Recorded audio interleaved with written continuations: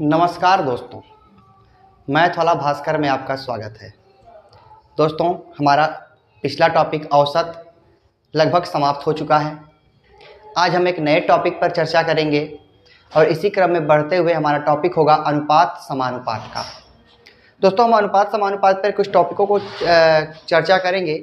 उसके पहले हम आपसे एक निवेदन करेंगे कि अगर आपको हमारी क्लासेस पसंद आ रही हैं दोस्तों, तो प्लीज़ लाइक कीजिए, शेयर कीजिए, सब्सक्राइब कीजिए, जिससे आप अच्छे अच्छे कंटेंट को समझ सकें और एक बेसिक मैथ सीख सकें जो आपको ईजिली किसी भी एग्ज़ाम में हर हाल में प्रॉफिट देगा। ठीक है दोस्तों, चलिए तो चैनल को आगे बढ़ाते हैं, क्लास को। आप तब तक लाइक कीजिए, शेयर कीजिए और सब्सक्राइब कीजिए। आगे बढ़ते हैं। आज हमारा अगला टॉपिक होगा दोस्तों अनुपात समानुपात। ये टॉपिक होगा दोस्तों। इसकी चर्चा करने से पहले दोस्तों हम इस बारे में चर्चा करेंगे कि इसमें क्या क्या होता है। तो दोस्तों पहले अनुपात की बात समझें। अनुपात क्या होता है? तो अनुपात जो होता है दोस्तों, ये दो बिंदुओं के चिन्ह से प्रदर्शित होता है। अर्थात अगर हमको इसको यम और अनुपाते यन लिखना है तो हम यम अनुपाते यन लिख सकते हैं। तो इस कंडीशन से लिखेंगे। इसको हम दूसरे रूप में अगर कहें तो यम बटा यन भी लिख सकते हैं। ये यम बटा यन भी एक अनुपात का ही प्रोपोर्शन दिखाता है, जहां पे मुख्य भाग ये होता है और उसका एक भाग ये होता है। ठीक है दोस्तों, तो ये आप मुख्य भाग नहीं, यम बटा यन हो जाता है। ये कॉन्सेप्ट हमारा बनता है। ठीक है दोस्तों, अब अनुपात में हमारे पास कुछ अनुपात होते हैं। जैसे सबसे पहले हम बात करें दोस्तों व्युत्क्रमानुपात की। व्युत्क्रमानुपात क्या होता है दोस्तों? इसमें हम कुछ लिखाएंगे नहीं, बस हम आपको समझाएंगे, आप समझिएगा। अगर दोस्तों दो चीजें हैं, दो अंक हैं यम अनुपाते यन, दो अंक हैं यम अनुपाते यन, और अगर आपसे इनका व्युत्क्रमानुपात पूछ ले तो व्युत्क्रमानुपात में आप आंसर देंगे दोस्तों यन अनुपाते यम को। दो अंकों में बस अंक पलट जाते हैं और वो उसका व्युत्क्रमानुपात हो जाता है दोस्तों। व्युत्क्रम का मतलब होता है उल्टा। व्युत्क्रम का मतलब क्या होता है? उल्टा। और जब व्युत्क्रम का मतलब उल्टा होता है तो जैसे यम का व्युत्क्रम अगर कहा जाए तो 1 बटा यम हो जाता है। ठीक है दोस्तों, यम का व्युत्क्रम कितना होगा? 1 बटा यम। और यन का व्युत्क्रम हो जाएगा 1 बटा यन। तो इस कॉन्सेप्ट पे 1 बटा यम अनुपाते 1 बटा यन कर देते हैं। ठीक है दोस्तों, और फिर लेते हैं तिर्यक गुणा। तो यन इक्का यन अनुपाते यम इक्का यम, ये हो जाता है दोस्तों आपका व्युत्क्रमानुपात। ये तो 2 पॉइंटों पे था, 2 अंकों पर था। सपोज दोस्तों 3 अंक की बात हो। जब 3 अंक की बात होगी, जैसे हमने कहा यम अनुपाते यन अनुपाते पी। अब इसका व्युत्क्रमानुपात अगर हमको निकालना है, व्युत्क्रमानुपात, तो हमारे पास 2 मेथड है। एक तो दोस्तों एलसीएम विधि है और एक दोस्तों डायरेक्ट गुणा का विधि है। अब देखते हैं, अगर हम एलसीएम विधि की बात करें, एलसीएम विधि, ठीक है दोस्तों, तो एलसीएम विधि की अगर हम बात करें तो कैसे सॉल्व करेंगे? इसका पहले हम व्युत्क्रमानुपात लिख लेंगे। 1 बटा यम अनुपाते 1 बटा यन अनुपाते 1 बटा पी, इस तरह से। अब हर का लेंगे दोस्तों एलसीएम, यहाँ पे यम यन पी हो जाएगा और फिर भिन्न की तरह इसको हल करेंगे।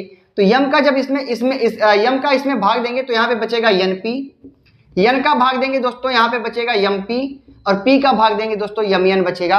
और लास्ट कॉन्सेप्ट में अगर हमें आगे बढ़ना है तो इस वाले पॉइंट को हमको भूल जाना है। अनुपात हो जाएगा यन पी अनुपाते यम पी अनुपाते यम यन, ये हो जाएगा दोस्तों इसका व्युत्क्रमानुपात।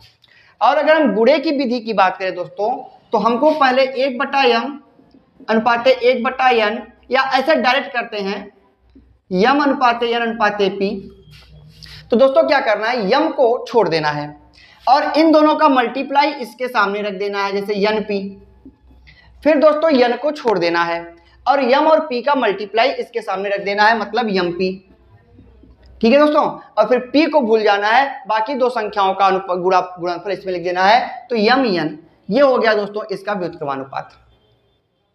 ये कॉन्सेप्ट था दोस्तों। हम क्वेश्चन पर चर्चा करते हैं। जैसे हमने आपसे कहा 3:4 का व्युत्क्रमानुपात बताइए। क्या व्युत्क्रमानुपात? तो दोस्तों यहां पे केवल 2 ही अंक हैं, इस वजह से इसका व्युत्क्रमानुपात 4:3 आप डायरेक्ट लिख दो। ठीक है दोस्तों। और अगर यही 2:3:4 का व्युत्क्रमानुपात पूछ ले,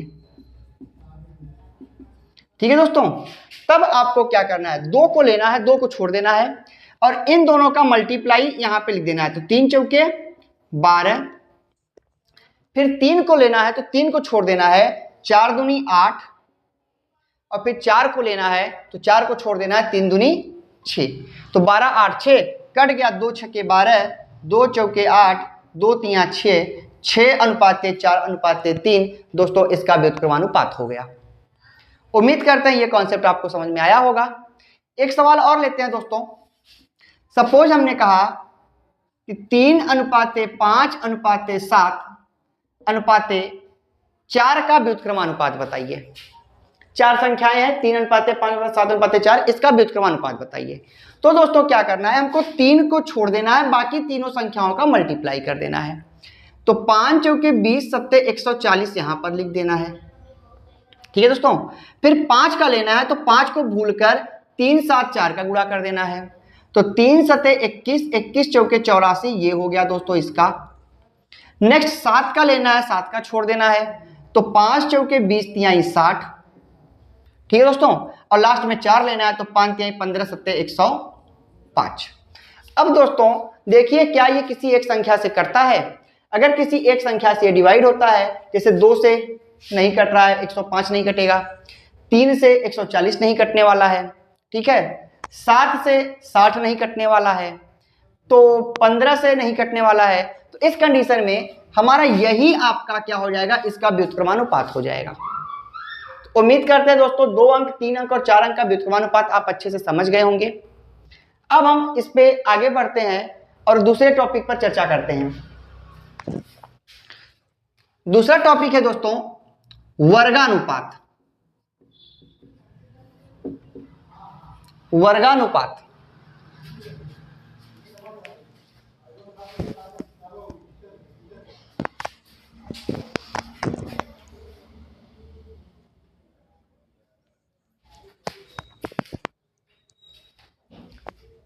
दोस्तों वर्गानुपात क्या होता है? देखिए वर्गानुपात का अगर हम डिवाइड करें तो वर्ग का अनुपात बनता है। अब वर्ग का अनुपात अगर हमको निकालना है दोस्तों, जैसे यम अनुपात यन का वर्गानुपात अगर आपको निकालना है तो आंसर यम स्क्वायर अनुपात यन स्क्वायर दे देना है। ठीक है दोस्तों, ये हो जाएगा यम अनुपात यन का वर्गानुपात। जैसे हम आपसे कहें 7:5 का वर्गानुपात क्या होगा, तो यहां पे दोस्तों 7 का स्क्वायर अनुपात 5 का स्क्वायर, 7 का स्क्वायर 49, 5 का स्क्वायर 25, 49:25 दोस्तों इसका वर्गानुपात हो जाएगा। क्लियर है दोस्तों? नेक्स्ट बढ़ते हैं। वर्गानुपात के बाद अगला टॉपिक होता है वर्गमूलानुपात। वर्गमूलानुपात, जब दोस्तों वर्गमूलानुपात की बात करते हैं तो अगर हम इसका डिफाइन करें तो वर्गमूल का अनुपात, इसको हम इस तरह से तोड़ देते हैं। अर्थात किसी भी संख्या का वर्गमूलानुपात निकालना है तो उस संख्या का वर्गमूल निकाल देते हैं दोस्तों। जैसे हम आपसे कहें यम अनुपात यन अनुपात पी का वर्गमूलानुपात क्या होगा? ठीक है दोस्तों, तो यहां पे हम कर देंगे अंडर रूट यम अनुपात अंडर रूट यन अनुपात अंडर रूट पी, ये हो जाएगा इसका वर्गमूलानुपात। अब जैसे एग्जांपल लेते हैं, जैसे हमने आपसे कहा 64:144 का वर्गमूलानुपात बताइए। 49 का वर्गमूलानुपात बताइए। ठीक है दोस्तों, तो जब हम इसका वर्गमूलानुपात निकालेंगे तो हमको क्या करना है, अंडर रूट 64 अनुपाते अंडर रूट 144 अनुपाते अंडर रूट 49 रख देना है। 64 का वर्गमूल हो जाएगा दोस्तों 8, 44 का हो जाएगा 124 का 12 और 49 का हो जाएगा दोस्तों 7। यही हो गया दोस्तों 8 अनुपाते 12 अनुपाते 7 इसका वर्गमूलानुपात। उम्मीद करते हैं दोस्तों वर्गमूलानुपात, वर्गानुपात और व्युत्क्रमानुपात आपके समझ में आया होगा। नेक्स्ट है दोस्तों, नेक्स्ट है घनानुपात। घनानुपात जो बनता है दोस्तों, इसको अगर डिफाइन करें तो यह घन का अनुपात कहा जाता है। अर्थात किसी भी संख्या का घनानुपात निकालना है तो उसका घन कर देना है। तो आपको क्या करना है दोस्तों, जैसे यम अनुपाते यन का घनानुपात अगर निकाला जाए तो यम का क्यूब अनुपाते यन का क्यूब कर देना है, ये हो जाएगा दोस्तों घनानुपात। जैसे 2 अनुपाते 3 का घनानुपात क्या होगा दोस्तों, 2 का क्यूब अनुपाते 3 का क्यूब। तो दोस्तों यहाँ पर 2 का क्यूब 8 और 3 का क्यूब 27, 8 अनुपाते 27 इसका घनानुपात हो गया। आसान हो रहा है दोस्तों, धीरे धीरे आपको समझ में आएगा। इसका प्रयोग हम लोग इस घनानुपात का, वर्गानुपात का जब क्षेत्रफल का टॉपिक पढ़ेंगे तो वहां पे हमको यह आसान पड़ जाएगा। ठीक है दोस्तों। अब घनानुपात पहला टॉपिक है घनमूलानुपात। घनमूलानुपात। और जब घनमूलानुपात की बात करते हैं तो क्या होता है दोस्तों, घन मूल का अनुपात। अर्थात अगर किसी संख्या का घनमूलानुपात निकालना है तो उस संख्या का क्या करते हैं दोस्तों, घनमूल निकाल देते हैं। जैसे हमने कहा यम अनुपाते यन का घनमूलानुपात क्या होगा, तो दोस्तों 3 के मूल अंडर रूट यम अनुपाते 3 के मूल अंडर रूट यन इसका घनमूलानुपात हो जाएगा। जैसे हमने आपसे कहा 64 अनुपाते 125 का घनमूलानुपात क्या होगा, तो आप लिखोगे 3 के मूल 64 अनुपाते 3 के मूल 125। 64 का घनमूल होता है दोस्तों 4 और 125 का घनमूल होता है 5। आंसर हो जाएगा दोस्तों 4 अनुपाते 5। ये हो जाएगा इसका घनमूलानुपात। उम्मीद करते हैं दोस्तों यहां तक टॉपिक समझ में आया होगा।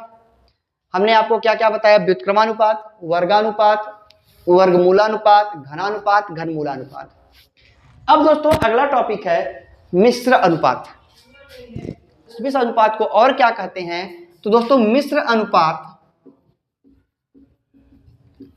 को ही जटिल अनुपात भी कहा जाता है। ठीक है दोस्तों, मिश्र अनुपात को ही जटिल अनुपात भी कहा जाता है। करना क्या है दोस्तों इसमें, हमको इसमें करना, जैसे हमने कहा यम अनुपाते यन तथा पी अनुपाते क्यू का जटिल अनुपात बताइए। ठीक है, तो दोस्तों हमारा काम क्या होगा, पहली संख्या का पहली संख्या से गुणा और दूसरी संख्या का दूसरी संख्या से गुणा। अर्थात यम गुणे पी अनुपाते यन गुणे क्यू अगर कर दिया जाए तो ये हो जाएगा दोस्तों जटिल अनुपात इसका। ठीक है, जैसे एग्जाम्पल के तौर पर 2 अनुपाते 3 तथा 5 अनुपाते 7 का मिश्र अनुपात बताइए। मिश्र अनुपात बताइए, तो क्या करना है दोस्तों, 2 गुणे 5 अनुपाते 3 गुणे 7, 2 पचे 10 अनुपाते 3 सते 21, तो 10 अनुपाते 21 इसका जटिल अनुपात या मिश्र समानुपात, मिश्र अनुपात हो जाएगा दोस्तों।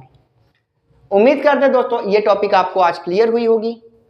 इसके बारे में और भी चर्चाएं होंगी और अगले टॉपिक पर भी हम बढ़ेंगे नेक्स्ट क्लास में। अगर आपको ये क्लासेस पसंद आ रही है दोस्तों तो प्लीज़ लाइक कीजिए, शेयर कीजिए और सब्सक्राइब कीजिए। धन्यवाद।